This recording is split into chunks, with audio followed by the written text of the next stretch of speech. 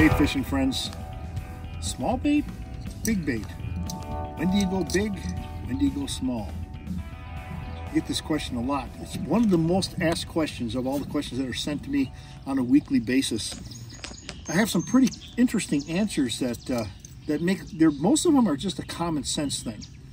When in doubt, I would always argue when in doubt, fish a small bait. If you're just trying to put fish in the boat, you're just trying to see fish, you're just trying to get action, the small bait is almost always better. If you have any physical ailments, if you're up there in age, the small bait can be better. You know, does the small bait have drawbacks? Yeah, we'll get to that. But first off, the most obvious drawback of the small bait is it attracts more things. So when you're fishing small spinners like this, or small crankbaits, you know, forget these lures and just put crankbaits in here. Jerk baits is the same thing. The smaller bait is going to attract a wider variety of fish. So just with that in mind, if we were to end the segment right here, which we're not going to do yet, but if we were to end it right there, when do you go big? When you don't want to mess with the small stuff.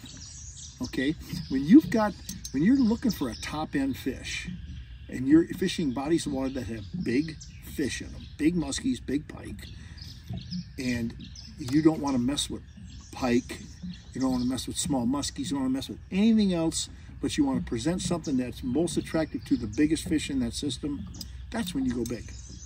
A couple other things to think about when you go big or go small. Follow the big bait. Sometimes one of the coolest things you could do, and the best thing you do, is to follow the big bait, put that rod down with the big bait, and throw it back on that fish with the same lure, only in a miniature size. I've shown this on videos countless times where I've thrown a big bait and they followed it, put the bait down, grabbed 500 and thrown it on them. And same thing with jerk baits and crankbaits. They follow a big jerk bait or a Magnum shallow raider, grab the 5-inch and throw it on them. So that works. The opposite can work too, though. The opposite can work too. You raise a big muskie and it follows this little bait in and you're going hot and you don't get the fish. Sometimes it takes something else to make the fish commit on the lure instead of following it. And that's when a big bait comes in handy. I really limit throwing like big blades like this. I limit throwing these except as cast back lures in prime situations where there's a big fish, when I get a follow on something else, especially a surface bait. Here's another great time to throw these big blades, for example.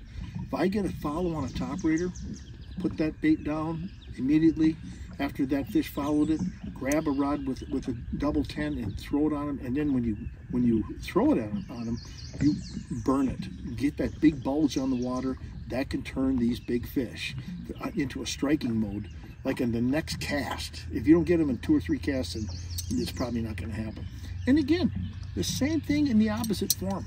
You've seen on our show many times, you raise a big fish on a double 10 or a double 8, put that down and grab this or a JB Rattler or a 5-inch shallow raider and throw back on that, and just pepper the area with casts, and within 3 or 4 casts, you'll usually lock up with that fish if it's going to happen. So those are key times when going big or going small can work. A couple other things to think about. Early in the season, generally earlier in the season, smaller baits are going to outproduce big baits, and it's just one of those things that, it's just been like this forever. Ever since I can remember musky fishing, and really it's been that way with game fish in general. That when early in the season, it's probably best to throw small stuff. Now, there's always that exception. So you always want to keep a big bait in mind. One of the key times I really love really big blades and big crankbaits is in dirty water and night fishing conditions. When you have dark water, when you're fishing after dark, you want big silhouette, you want big target, you want big bait.